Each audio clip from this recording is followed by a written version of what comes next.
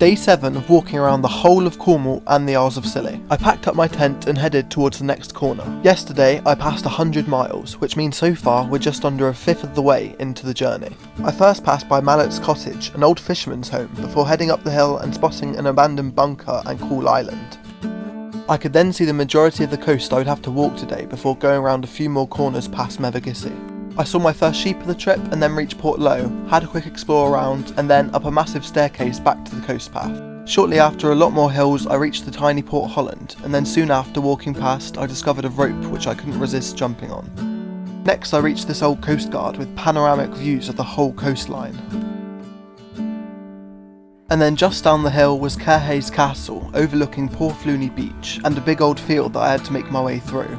After a small walk through a woods, not long later I had reached Hemmock and another massive hill, which led me past my first wild horses of the trip and then to Dobman's Cross, the highest headland on Cornwall's south coast. This was turning out to be the most challenging day yet, and after another bay with more inclines and declines I reached Gorran Haven, where I grabbed some supplies and went through towards the next town around the corner. After almost eating dirt from a broken step, I slowly made it around the headland and into Portmellon, where I grabbed one of the best burgers I've ever had, some mac and cheese, charged up my stuff, and then went back on the path towards Mevagissey. With the sun going down, I didn't have enough time to stay, but I walked through and saw some cool sights, and then looked for a camping spot for the night. After coming out of a bush next to the coast path, I cut my head on a branch and ended up with blood down my forehead, but I stopped the bleeding and didn't let that stop me from carrying on.